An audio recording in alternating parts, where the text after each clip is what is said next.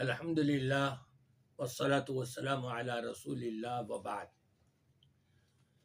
سامعین کرام، قرآن پاک میں اللہ تبارک و تعالیٰ کا ارشاد اور فرمان ہے وَذَكِّرْ فَإِنَّ الذِّكْرَ تَنفَعُ الْمُؤْمِنِينَ۔ واضح و نصیحت کرنے سے، ذکر کرنے سے ایمان والوں کو فائدہ پہنچتا ہے، اور قرآن بذات خود اللہ کا ذکر ہے، اور اللہ کا ذکر جتنا زیادہ کیا جائے اتنے ہی زیادہ درجات بلند ہوں گے، اتنا ہی زیادہ ثواب ملے گا۔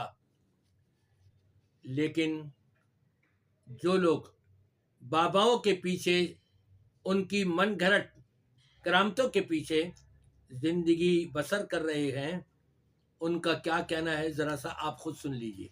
قرآن پڑھن جنا سواد نہیں جنہ ساڈے بابیاں دیاں سرنگیاں چ سواد ہے۔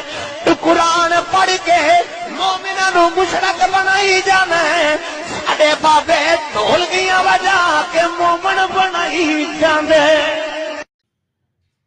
آپ نے دیکھا کہ کیا کہا جا رہا ہے کہ قرآن پڑھنے سے اتنا ثواب نہیں ملتا جتنا کہ سرنگیاں بجانے سے، قوالیاں کرنے سے، ڈھول دھماکے کرنے سے ثواب ملتا ہے، کیونکہ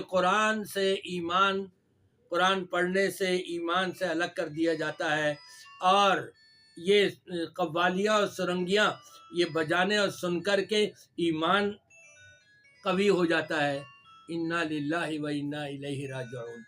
بات یہ ہے اصل کہ اللہ تبارک و تعالیٰ کا ارشاد اور فرمان ہے افلا یتدبرون القرآن، یہ قرآن میں غور و فکر نہیں کرتے، ام علی قلوب اقفالها، یا ان کے دلوں پر تالے لگ چکے ہوئے ہیں۔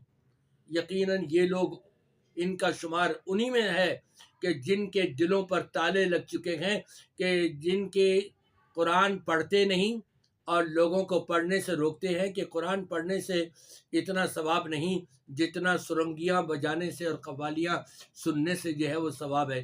انا للہ و انا الیہ راجعون۔ یہ کون ہے؟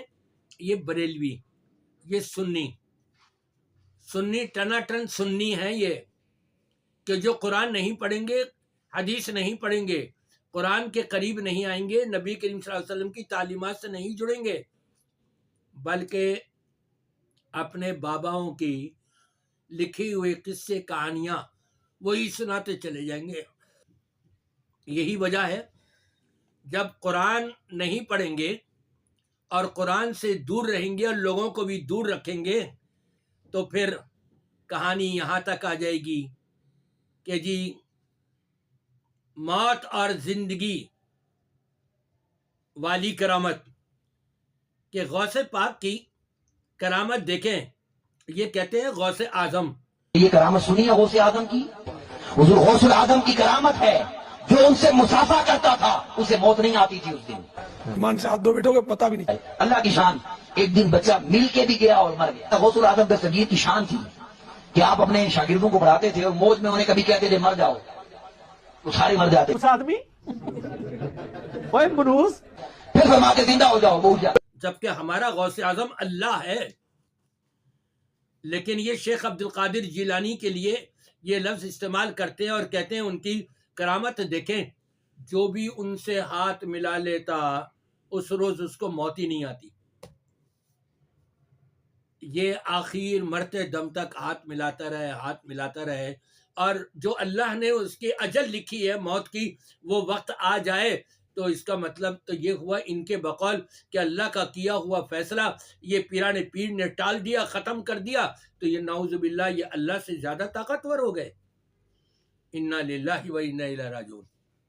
ان کو نہ اپنے ایمان کی خیر، نہ اسلام کی خیر، نہ ان کو جہنم کی فکر کہ ہم کس طرف جا رہے ہیں اور لوگوں کو کس طرف لے جا رہے ہیں، کہ جہنم کا رخ ہم نے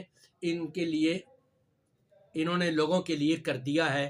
والعیاذ باللہ، ایسے لوگوں کو سننا یوں کہیے حرام ہے، حرام، جو قرآن سے ہٹا رہے ہوں اور جو اللہ کے کیے ہوئے فیصلوں کو پامال کر رہے ہوں، کہ اللہ نے تو فیصلہ کر دیا کہ اتنے سال میں اس کو موت آ جائے گی، لیکن پیرانے پیر اگر فیصلہ کر دے نہیں آئے گی، ہاتھ ملا لیا تو اس کو موت ہی نہیں آئے گی۔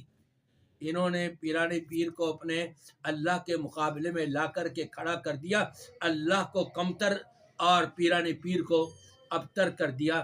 اس سے بڑھ کر شرک اور کفر اور اس سے بڑھ کر گناہ اور کیا ہوگا؟ اللہ تعالیٰ ایسے لوگوں کو ہدایت دے اور ہمیں ایسے لوگوں کے چنگل سے بچائے اور محفوظ رکھے۔